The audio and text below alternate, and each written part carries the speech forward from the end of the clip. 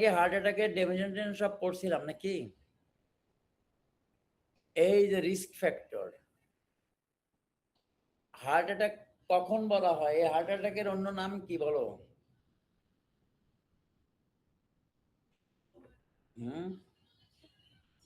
Myocardial infection.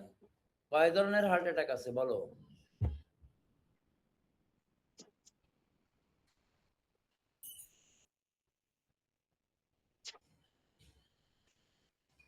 একটা আছে massive heart attack, একটা মাইল্ড। এই মাইল্ড হার্ট অ্যাটাক কখন বলে?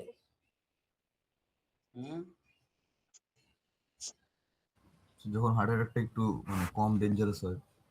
না, অল্প জায়গা সেল যখন মারা যায়। হার্টের মনে করো, হার্ট তো বেশ বড় একটা অর্গান, ওর মনে করো 20% মতো জায়গা যদি সেল মারা যায় তখন তাকে বলা হবে মাইল্ড। আর যদি 25%-এর উপরে চলে যায় তখন তাকে বলা হবে ম্যাসিভ। আর এসটি ই কখন বলা হবে? যখন এসটি সিগমেন্টটা এলিভেটেড হবে, মানে করোনারি আর্টারি পুরাটাই বন্ধ হয়ে গেছে, কোনো রক্ত আসে না, অক্সিজেন আসে না হার্টে। হার্ট মাসেলে যদি কোনো রক্ত না যায়, অক্সিজেন কমপ্লিটলি অক্লুডেড হয়ে যায় করোনারি আর্টারি, তখন তাকে বলা হবে এসটিই, মানে এসটি সিগমেন্টটা এলিভেটেড। আর নন এসটি মানে এসটি সিগমেন্টটা এলিভেটেড না, এই যে নন এসটি এলিভেটেড এমআই, যখন কিছু জায়গা দিয়ে ব্লাড আসবে, অক্সিজেন আসবে। আর কিছু কিছু হার্ট অ্যাটাক আছে যেখানে করোনারি আর্টারির জন্য না, অন্য কারণে হয়, তাকে বলা হয় এই যে মায়োকার্ডিয়াল ইনফেকশন, মানে এমআই উইথ নন অবস্ট্রাকটিভ, মানে এনও, করোনারি আর্টারি, এই যে সিএ, এটাকে বলা হয় মিনোকা। ওকে, এই হচ্ছে 4 ধরনের হার্ট অ্যাটাক, 5 ধরনের, এটা মনে রাখবা। আচ্ছা, এখন আসলে আমরা সেদিন আলোচনা করছিলাম কি কি কারণে হয়।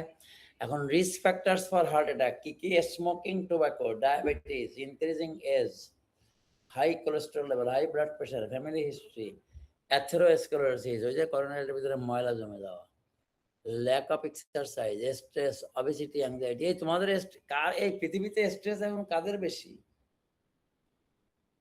এই স্ট্রেস কার বেশি এখন পৃথিবীতে? স্টুডেন্টদের বেশি।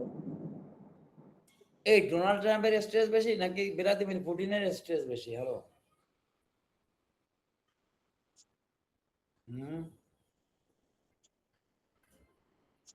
এই কার স্ট্রেস বেশি? স্যার আমার মনে হয় আমার বেশি। কি বলো কনক, তোমার স্ট্রেস কেমন বেশি? তুমি একটু ইরানিদের দিকে তাকাও, দুবাইতে এয়ারপোর্টে তারা আটকা, কালকেরাও বোম মারছে এয়ারপোর্টে, একবার দৌড়ে এদিক যায়, একবার দৌড়ে ওদিক যায়। এই এয়ারপোর্টে তারা আটকা, তারা কি করতেছে?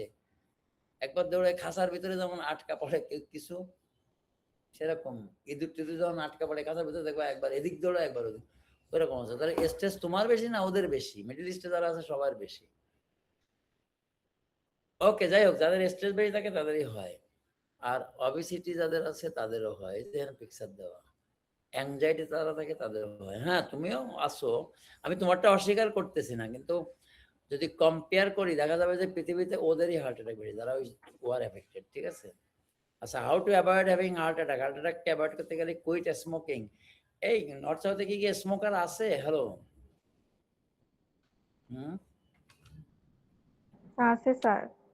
কই? এগুলো তো গেটে যারা 8 নম্বর গেটে, এরা তো সব আইইউবি ছাত্ররা, এরা এসে আমাদের এখানে খেয়ে আমাদের ছাত্রদের বদনাম করে, ওখানে ওরা এসে এইগুলো করে, বুঝছো? জি স্যার। নর্থ সাউথ ছাত্র হলে অ্যাসেট, স্যার নর্থ সাউথের স্টুডেন্টরা সব ভালো। হ্যাঁ অ্যাসেট সব, এগুলো সব ওই আইইউবি, তারপরে এখানে এআইইউবি আছে, এরা এসে টেসে খেয়ে এটা আমাদের বদনাম করে। ঠিক আছে? যাই হোক, তাহলে যারা স্মোকার তাদের কুইট করতে হবে। হেলদি ডায়েট, মানে হার্ট হেলথ ফ্রেন্ডলি ডায়েট, যেমন প্লান্ট অরিজিন ফুড খেতে হবে। ব্লাড সুগার যদি কারো বেশি থাকে কন্ট্রোল করতে হবে। কারো যদি ওভার ওয়েট থাকে ওয়েট কমাইতে হবে, লুজ ওয়েট। আর কারো যদি ব্লাড প্রেশার থাকে সেটা কন্ট্রোল করতে হবে। ঠিক আছে? এই হচ্ছে কাহিনী। এবার আসো ব্লাড প্রেশার। আচ্ছা, ব্লাড প্রেশারটা কি বলো তো? এই ব্লাডের প্রেশার কোথা থেকে আসে? একজনে বলো, from where the pressure is there inside blood? Sir blood ভেসেলের উপরে ব্লাড যেই প্রেসারটা ক্রিয়েট করে স্যার।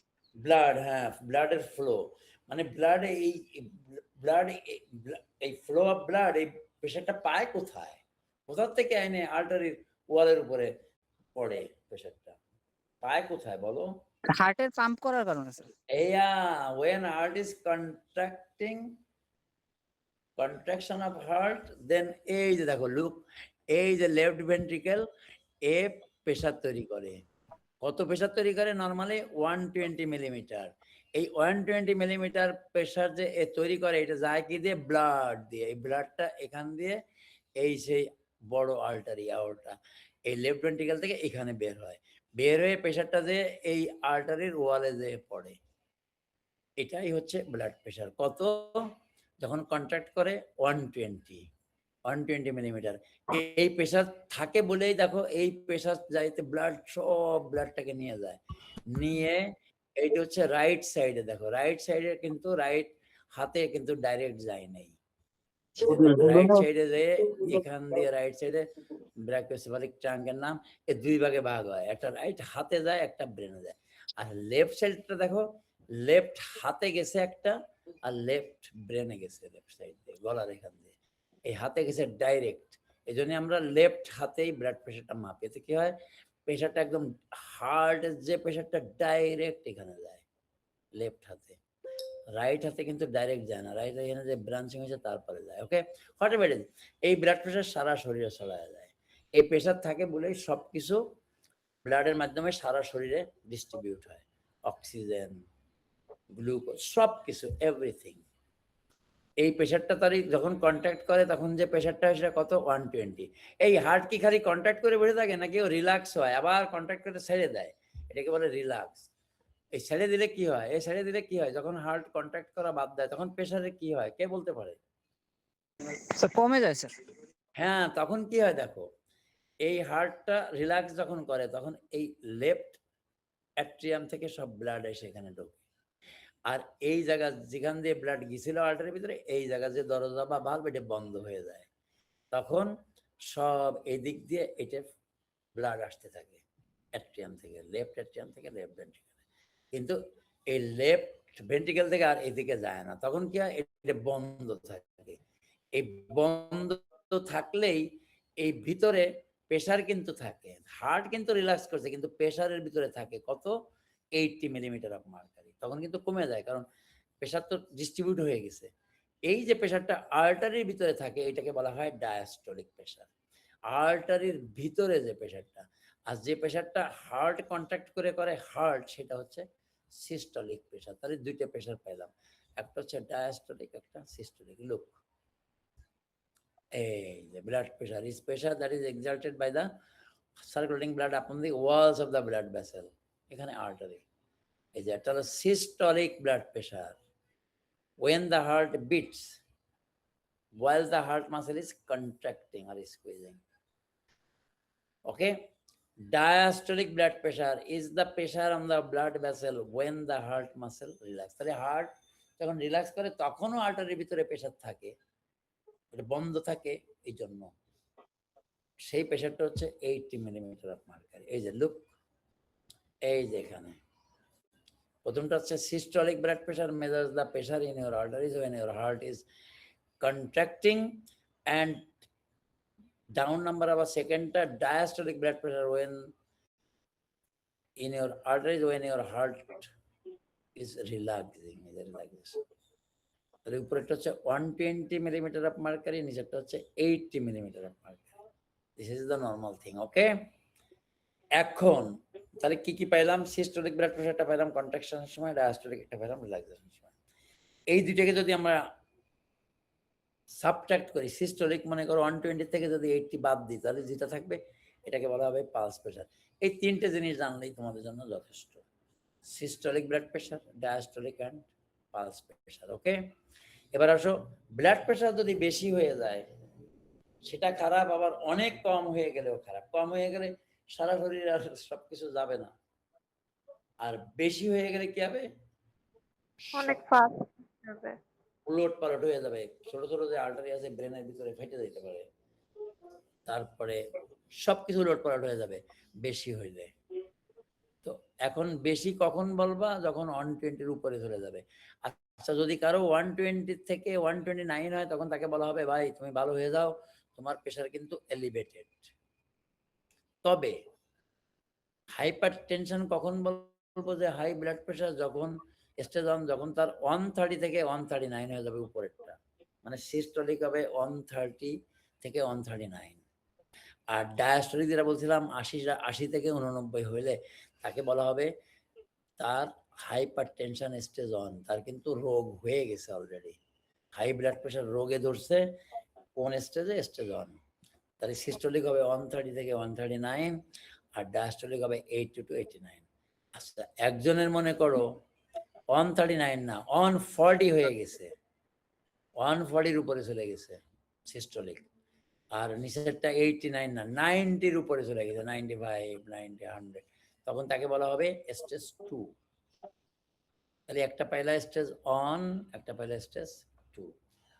আর কখন বলবা হাইপার টেনশন ইমার্জেন্সি বা ক্রাইসিস? যখন তার হবে সিস্টোলিক হবে 180-র উপরে, 180 মিলিমিটার মার্কারি উপরে যদি যায়, উপরেরটা, নিচেরটা যদি হয় 120 মিলিমিটার মার্কারি বা তার বেশি, তখন তাকে বলা হবে হাইপারটেনসিভ ইমার্জেন্সি, তাড়াতাড়ি তারা হাসপাতালে নিয়ে যেতে হবে। ঠিক আছে, এটাকে বলে হাইপারটেনসিভ ক্রাইসিস। তাহলে 180-র উপরে হলো সিস্টোলিক, আর 120-র উপরে হচ্ছে ডায়াস্টোলিক। এই তিনটে জিনিস মনে রাখতে হবে, স্টেজ 1, স্টেজ 2 হবে। তাহলে হাইপারটেনশন শেষ। এখন কি কারণে হয় বাড়ে? এই বাড়ে কি কারণে? 1 নম্বর হচ্ছে স্মোকিং। যারা টোবাকো স্মোক করে, যাদের ওভারওয়েট বা অবেজ, যারা ল্যাক অফ ফিজিক্যাল অ্যাক্টিভিটি, এই কারা ফিজিক্যালি ইনঅ্যাক্টিভ ঢাকা শহরে বলো? এই চলাফেরা কারা কম করে বলো?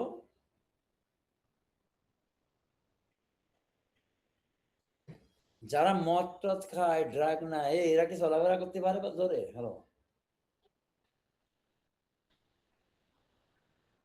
না স্যার, ওরা সারাদিন উঠেই দাঁড়াইতে পারে না। ড্রাগ ট্রাগ খেলে দাঁড়াইতেই পারে না, মদ খেলে দাঁড়াইতে, তা কি চলাফেরা করবে? আর কারা? যারা ট্রাফিক জ্যামে থাকে। এই ট্রাফিক জ্যামে থাকে, মনে করো দিনের আলো হচ্ছে 12 ঘন্টা 14 ঘন্টা, এর ভিতরে 4 ঘন্টায় ট্রাফিক জ্যামে বসে থাকে। এই তাহলে সে অ্যাক্টিভিটি কখন করবে? ঠিক আছে। এই আচ্ছা, too much salt in the diet, এই খাবারের ভিতরে লবণ কারা বেশি খায়? হ্যালো, এই লবণ কারা বেশি খায়? এদের প্রেশার বেশি কারা বলো? যারা সাগরের পাড়ে বাস করে। এই সাগরের পানি কি লবণাক্ত, সল্টি নাকি sweet? Hello, salty. Salty, dangerous salt, ওই পানি খাওয়া যায় না। মনে করো যারা খুলনায় আছে, কোস্টারিকা, খুলনা, বরিশাল, পটুয়াখালী, নোয়াখালী, কক্সবাজার, চিটাগাং, এই যে সাগরের পাড়ে যারা আছে, হাতিয়া, সন্দ্বীপ, ভোলা, মনপুরা, শৈলাসর, এখানে সব মানুষে সল্ট বেশি খায়। এখানে কিসে কিসে সল্ট আছে আর কিসে কিসে সল্ট নাই বলো? আমি যে জায়গাগুলোর কথা বললাম, সাগরের পাড় দিয়ে যারা থাকে, খুলনা, বরিশাল, এদের কিসে কিসে লবণ আছে আর কিসে কিসে লবণ নাই বলো? সবকিছুতে তো লবণ আছে স্যার। সবকিছু বলতে স্যার পানি ইউজ করার লাগে যেসব জিনিসপত্র, সবগুলোর মধ্যে তো সল্টি হয়ে যায়। সল্ট হয়ে যায়, তারপরে ওই পানি দিয়ে ডাব, নারকেল গাছেও সল্ট, কলায়ও সল্ট। জি স্যার। এই সল্ট কত দূর গেছে জানো তোমরা? আমি আগে খুলনায় যখন ছিলাম, খুলনায় থেকে যখন অন্য জায়গার মেয়েদেরকে ভালোবাসতাম, মেয়েরা আমার বলতো কি, আমি আপনার তোমার ভালোবাসার ভিতরে তো লবণ। কেউ আমার ভালোবাসা নিত না। এই আমার ভালোবাসা কেউ নিত? হ্যালো হ্যালো, এই তোমরা কি আমার কথা বুঝতে পারো? লবণের মতন ভালোবাসা ভালোবাসার ভিতরে না, লবণ খুলনায় সবকিছুতে লবণ। ও যেটা বলছে কারেক্ট।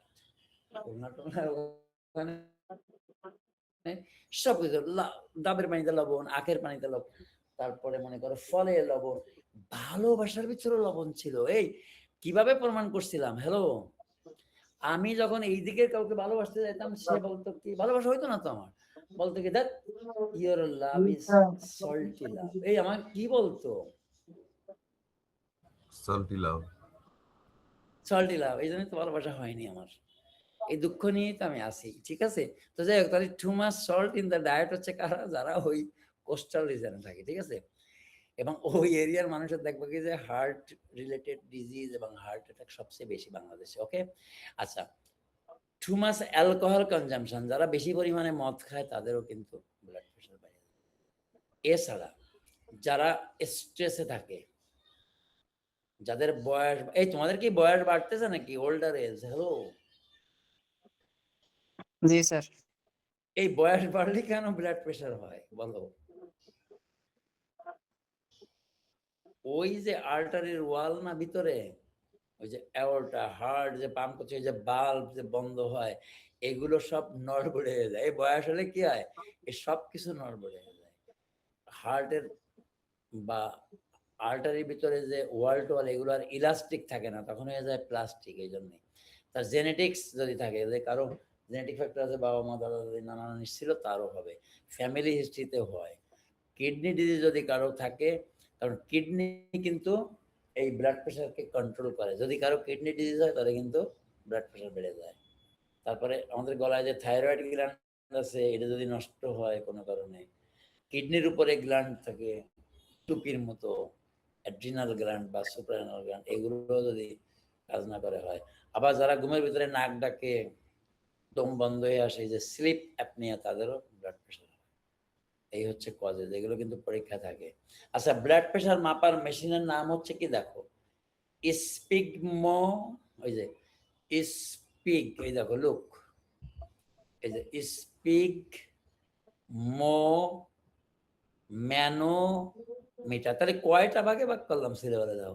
একটা, দুটো, চারটে। দেখো, স্পিগ একটা, স্পিগ মো ম্যানোমিটার।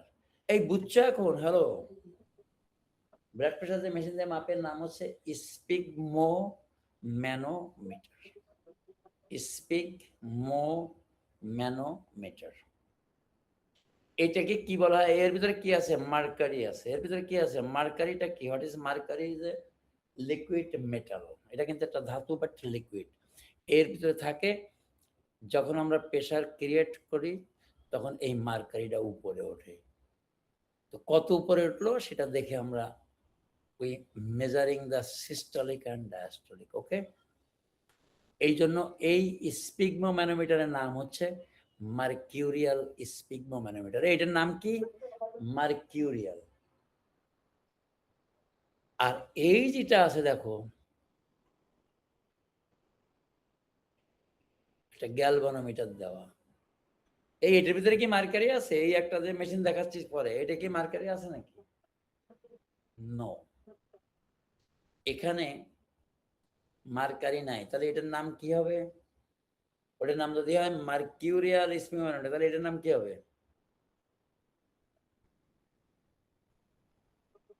এই তোমরা কি আমার সঙ্গে আসো? Yes sir. স্যার আছি।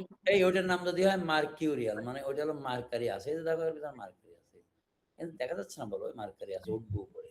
ওটার নাম যদি হয় মার্কিউরিয়াল, তাহলে এইগুলোর নাম কি? এগুলো তোমরা দেখছো তো, ডাক্তারদের কাছে থাকে, ছাত্রদের কাছে থাকে, মেডিকেল। এইটা, এটার নাম কি হবে? এই স্পিগমোমিটারের নাম কি হবে বলো?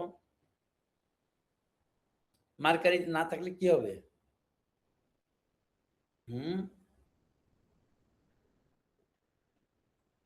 অ্যাবসেন্ট অফ মার্কারি বা লিকুইড, অ্যানেরয়েড।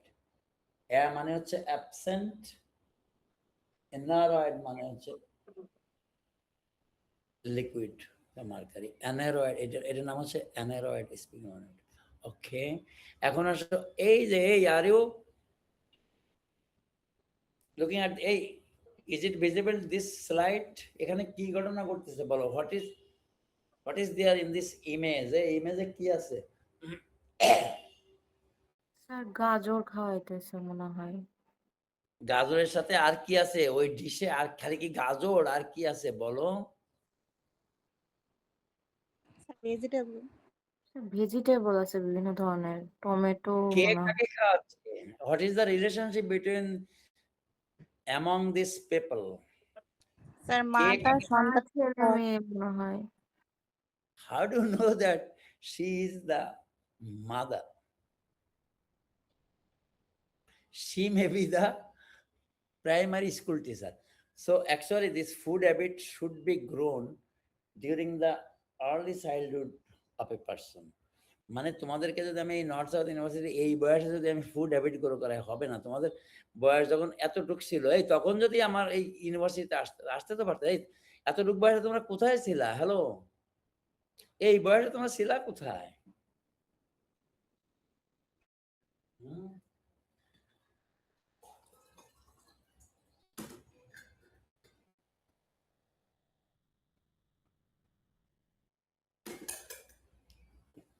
এই বয়সে তোমরা কোথায় ছিলে বলো? এই ছেলেটার বয়সে ছেলেরা কোথায় ছিল? মেয়েটার বয়সে কোথায় ছিল?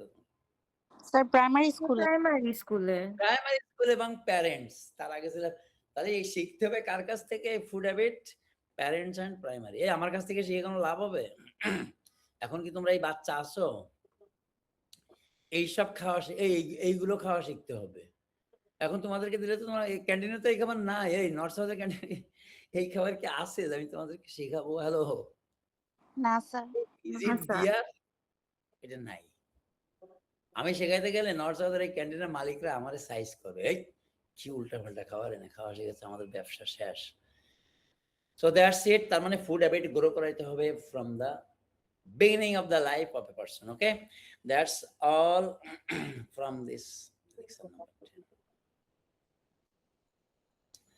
এবার আসো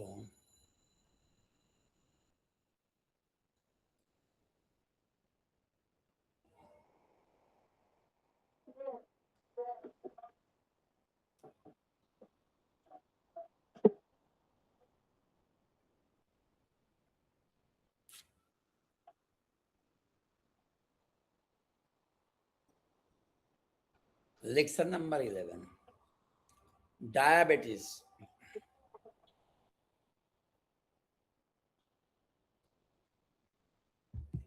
ডায়াবেটিস, এই ডায়াবেটিস কাকে বলে বলো? What is diabetes? Sir insulin ঠিকঠাক মতো উৎপন্ন হয় না, সেজন্য সুগার মেটাবলিজম ঠিকঠাক হয় না। Very good. সুগার মেটাবলিজম বলতে সুগার সেলের ভিতরে ঢোকে না ইনসুলিনের অভাবে। Very good. তাহলে কি? Diabetes is a chronic metabolic disease characterized by elevated levels of blood glucose বা blood sugar. তুমি যেটা বলছো এক্স্যাক্টলি তাই। তবে ডায়াবেটিসকে ডিজিজ বলা যাবে না। Diabetes is not a disease but it is a metabolic disorder. একটা মেটাবলিক ডিসঅর্ডার। এখানে কি মেটাবলিজমে অসুবিধা হয়? প্রাইমারিলি কার্বোহাইড্রেট মেটাবলিজম, মানে গ্লুকোজ মেটাবলিজম। মানে গ্লুকোজ একজনের বডি যদি ঠিকমতো হ্যান্ডেল না করতে পারে তখন যে সমস্যাটা হয় তাকেই বলা হবে diabetes. when the glucose, that is end product of carbohydrate, is not properly metabolized by a person, then the condition is called diabetes. Okay, so it's purely a metabolic disorder. On metabolism, carbohydrate metabolism. Okay. So diabetes basically two types. One is diabetes mellitus and another one is diabetes insipidus. তাহলে mellitus মানে হচ্ছে mellitus হচ্ছে Latin word. mellitus means sugar, sweet. তাহলে একটা হচ্ছে sweet diabetes, diabetes mellitus, আর একটা হচ্ছে ডায়াবেটিস ইনসিপিডাস। ইনসিপিড মানে হচ্ছে টেস্টলেস, এখানে কোনো সুগার টুগার নাই, এই জন্য এটাকে বলা হয় ইনসিপিডাস। তাহলে এটা কেন হয়? এটা হয় ব্রেনের পস্টেরিয়র পিটুইটারি রোগের জন্য। সুগারের রোগ না, এই জন্য এটার নাম ইনসিপিডাস। আচ্ছা, এখন ডায়াবেটিস মেলিটাস কয় ধরনের হয়? মেলিটাসের আবার টাইপ আছে, দেখো। এই যে ইনসিপিডাস আর ডায়াবেটিস বললাম সেটা। ইয়ার একটা ভাইয়া খেলি ও বুঝি সাঁতার। মেলিটাস আবার হইতে পারে মেলিটাস আবার হতে পারে একটা, ওই যে তুমি যেটা বলছো ইনসুলিন নাই, প্যানক্রিয়াস থেকে ইনসুলিন বের হয় না, ওই প্যানক্রিয়াসে যে বেটা সেলগুলো নষ্ট, তাহলে তাকে বলা হবে টাইপ 1 ডায়াবেটিস মেলিটাস। তাহলে মেলিটাসের একটা টাইপ হচ্ছে টাইপ 1, আর আরেকটা আছে ইনসুলিন আছে বাট ইনসুলিন কাজ করে না, রেসিস্ট্যান্ট, তখন তাকে বলা হবে টাইপ 2 ডায়াবেটিস মেলিটাস। আর এই টাইপ 1 হচ্ছে ডাক নাম, টাইপ 2 হচ্ছে ডাক নাম। এর ভালো নাম কি? আইডিডিএম, ইনসুলিন ডিপেন্ডেন্ট ডায়াবেটিস মেলিটাস। তাহলে টাইপ 1টা কিন্তু নিক নেম, ডাক নাম। এই ডাক নামে খালি হইলে হবে না, তোমাকে আসল নাম জানতে হবে। আসল নাম হচ্ছে কি? আইডিডিএম, ইনসুলিন ডিপেন্ডেন্ট ডায়াবেটিস মেলিটাস। আর টাইপ 2 নাম হবে এনআইডিডিএম। এনআইডি মানে নন ইনসুলিন ডিপেন্ডেন্ট ডায়াবেটিস মেলিটাস। আচ্ছা, প্রেগনেন্ট ফিমেলদের বা প্রেগনেন্ট মাদারদের ডায়াবেটিস হয়। এই প্রেগনেন্ট মাদারদের কেন ডায়াবেটিস হয় কে বলতে পারে? একটা ফিমেল যখন প্রেগনেন্ট মা হয়ে যায় তখন তার ডায়াবেটিস হয়। কেন হয় বলো? এতদিন ডায়াবেটিস নাই, প্রেগনেন্ট হয়েছে ডায়াবেটিস হয়ে গেল কেন?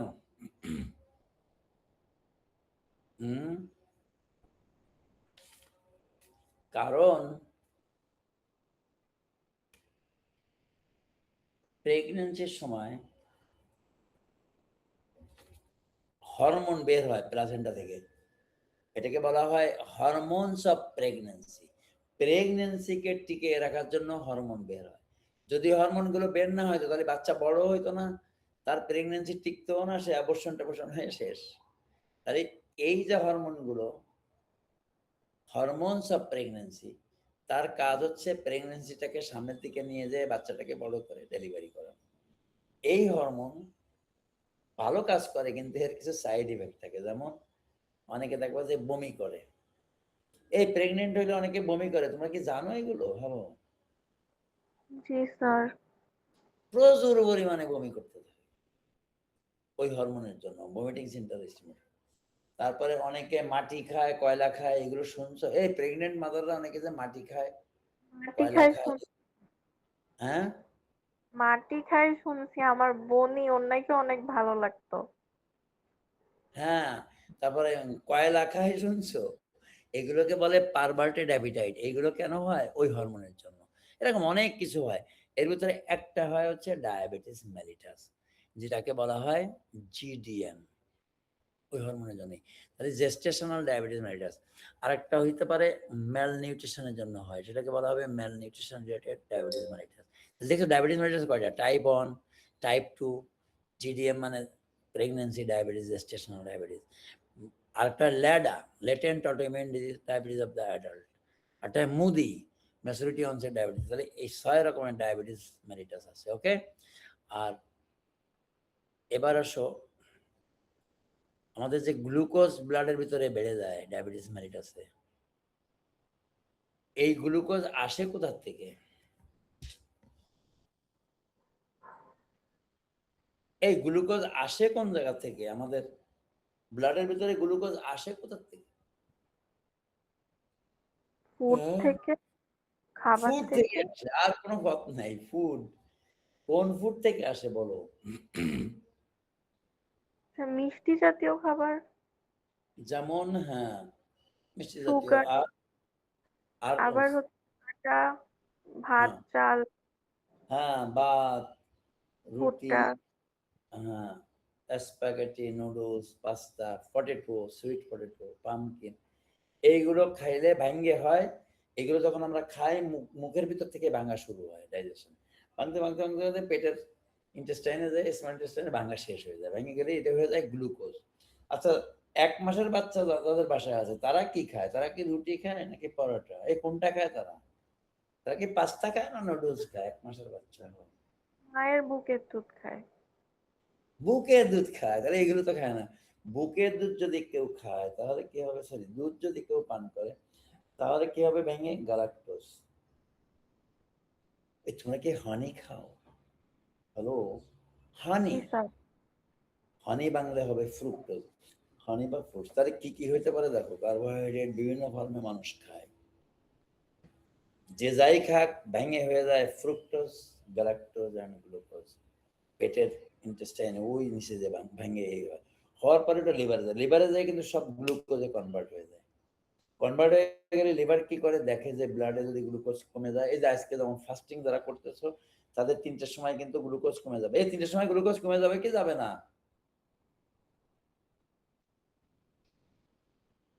এই যারা ফাস্টিং তাদের ব্লাডে কি গ্লুকোজ কমবে না বাড়বে 3টার সময়? কমে যাবে। কমে যাবে। কমে গেলে লিভার কি করবে? লিভার তো সবকিছু গ্লুকোজে কনভার্ট করছে, ফ্রুক্টোজ, দুধ খাও আর হানি খাও আর ভাত খাও, গ্লুকোজে কনভার্ট করে ওখানে রাখছে, স্টোর করে রাখে। যখন দেখে যে ব্লাডে কমে গেছে, এই যে 3টার সময় আজকে ছেড়ে দিবে, রিলিজ করবে লিভার, তাড়াতাড়ি রিলিজ করে দেবে ব্লাডে রিলিজ করে দিলে তোমার ভালো লাগবে। এই তারপরে এই ব্লাডের ভিতরে যে গ্লুকোজে রিলিজ হলো, এই ব্লাডের ভিতরে গ্লুকোজ যায় কোথায়? কে বলতে পারে? ব্লাডের ভিতরে যে গ্লুকোজ, এই গ্লুকোজ যায় কোথায় বলো? লিভারে গিয়ে স্টোর হয়। স্টোর তো হইলো, ওই যে যখন ব্লাডের ভিতরে যখন কম থাকে তখন ছেড়ে দেয় লিভার। আবার লিভারে যখন গ্লুকোজ বেশি থাকে, যে ইফতারের পরে গ্লুকোজ স্টোর করবে গ্লাইকোজেন ফর্মে।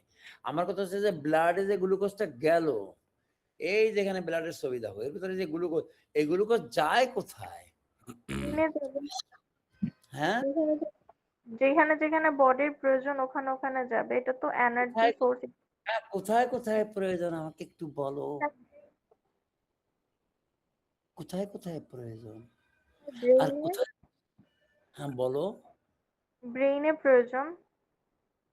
সমস্ত সেলে দরকার। ও মাই গড, সব সেলের ভিতরে ঢোকে। ব্রেনের সেল বেশি সেন্সিটিভ, ইউর রাইট। ব্রেনের সেল, গলার সেল, বুকের সেল, হার্টের সেল, তারপরে মনে করো লিভারের সেল, কিডনির সেল, স্কিনের সেল, চুলের গোড়ায় যে ফলিকল সেই সেল, চোখের সেল, সব সেলে যায়। এই সেলে যাওয়ার পরে গ্লুকোজ কি করে? সেলের ভিতরে ঢুকলো, মনে করো ইনসুলিন লাগে ঢুকতে, ঢুকার পরে সেলের ভিতরে যে গ্লুকোজটা কি হয় বলো? স্যার এটিপি সিনথেসিস হয়। সেলের ভিতরে যখন গ্লুকোজ যায়, গ্লুকোজ আর গ্লুকোজ থাকে না, ও ভাঙতে থাকে, ভাঙতে ভাঙতে ভাঙতে ভাঙতে ভাঙতে ভাঙতে ও শেষে হয়ে যায় কি, কার্বন ডাইঅক্সাইড আর ওয়াটার। এই গ্লুকোজ শেষে কি হয়? এই গ্লুকোজ থাকে আর না স্যার। সেলের ভিতরে যে কি হয়, ও কার্বন ডাইঅক্সাইড একটা গ্যাস হয় আর পানি হয়। এখন এই যে ভাঙার সময় সে শক্তি দেয়। এই এটিপি যে প্রোডাক্ট। হ্যাঁ, adenosine triphosphate, adenosine diphosphate, adenosine monophosphate, AMP, ATP, এই যেগুলো তৈরি হয় এটাই হচ্ছে শক্তি। এই যে গ্লুকোজ সেলের ভিতরে যায়, আমি যে কথা বলতেছি, একজনে দৌড়াচ্ছে, একজনে দাঁড়ায় আছে, সব কাজ করতেছি, শক্তি পাচ্ছি কোথায়? এই গ্লুকোজ ভাঙার জন্য। এই কোথায় থেকে শক্তি পাচ্ছি? গ্লুকোজ ভাঙতেছে। এই গ্লুকোজ ভাঙে তাহলে কি হয়? গ্লুকোজ ভাঙে কি হয়? ভাঙলে আর কার্বন গ্লুকোজ, হ্যাঁ বলো। কার্বন ডাইঅক্সাইড আর পানি। পানি হয়ে যায়, ওই পানি আবার শরীরে লাগে, কার্বন ডাইঅক্সাইড বের হয়। ওকে, তার মানে গ্লুকোজ বারবার, এই গ্লুকোজ কি একদিন খাইলে হবে নাকি বারবার খাওয়া লাগে? প্রতিদিন খাওয়া লাগে। দেখো সেহরিতে খাইছো, আবার ইফতারে খাইতে হবে। ওকে, তার মানে গ্লুকোজ সবসময় তোমার খাইতে হয়, কারণ গ্লুকোজ শরীরের ভিতরে যাওয়ার পরে এটা সেলের ভিতরে যখন যায়, এই গ্লুকোজ থাকে না, এ হয়ে যায় ওয়াটার, পানি এবং কার্বন ডাইঅক্সাইড। ওকে, এই পানি এবং কার্বন ডাইঅক্সাইড হওয়ার সময় প্রত্যেকটা সেলে এনার্জি দেয়। এই হচ্ছে কাহিনী। তাহলে গল্পের মতো মনে আছে তো তোমাদের? এখন সেলের ভিতরে ঢুকতে গেলে কি লাগে? ইনসুলিন লাগে। এই যে এখানে দেখাইছে, দেখো এই হলুদ গুলো হচ্ছে ইনসুলিন। ইনসুলিন দিয়ে এই যে এই ব্লু গ্লুকোজ গুলো ঢুকে যাচ্ছে। যদি ইনসুলিন, এই যে ইনসুলিন যদি রেসিস্ট্যান্ট হয়, তাহলে গ্লুকোজ আর ঢুকবে না সেলের ভিতরে। এই হচ্ছে কাহিনী। আচ্ছা, সেলের ভিতরে যদি গ্লুকোজ না ঢোকে তাহলে কি হবে? ওই সেলগুলো ইনজুর্ড হবে, ওই সেলগুলো কাজ করবে না। বুঝাইতে পারলাম? আর তুমি শক্তি থাকবে না, তুমি পড়ে থাকবা, বলবে আল্লাহ আমার মাথা ঘোরাচ্ছে, আমি ফেটিক। ধরো আজানটা শেষ হোক,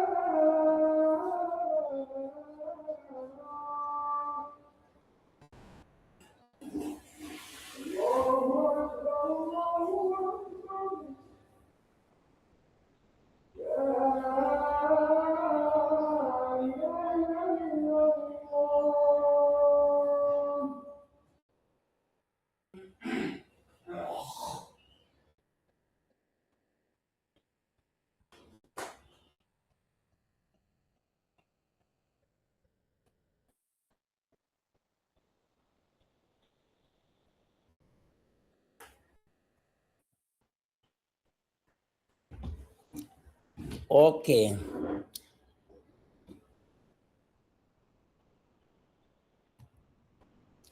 সো এখন যদি টাইপ 1 আর টাইপ 2 ডায়াবেটিসের ভিতরে পার্থক্য হচ্ছে একটা ইনসুলিন থাকে না আর একটা ইনসুলিন থাকে কিন্তু কাজ করে না। আর টাইপ 1ই হয় ম্যাক্সিমাম, সরি টাইপ 2 হয় ম্যাক্সিমাম। মনে করো 90% হয় টাইপ 1, সরি টাইপ 2, আর টাইপ 1 হয় মাত্র 10%। যত ডায়াবেটিক হাসপাতালে যত রোগী আছে যদি দেখো যে শতকরা 90 জনই হচ্ছে টাইপ 2, টাইপ 1 হচ্ছে মাত্র 10%।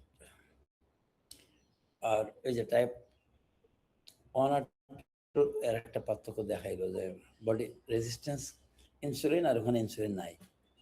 আর প্রেগনেন্ট ফিমেলদের দেখো, প্রেগনেন্ট মাদারদেরও ডায়াবেটিস হয়। এখন কি কারণে ডায়াবেটিস মেলিটাস হয়? একটা হলো অবেসিটির জন্য হবে, যারা অবিস, সেডেন্টারিনেস, যারা একদম কাজ করতে পারে না, মনে করো ট্রাফিক জ্যামে বসে থাকে, ড্রাগ নেয়, মদ খায়, বসেই থাকে, কাজ করতে পারে না।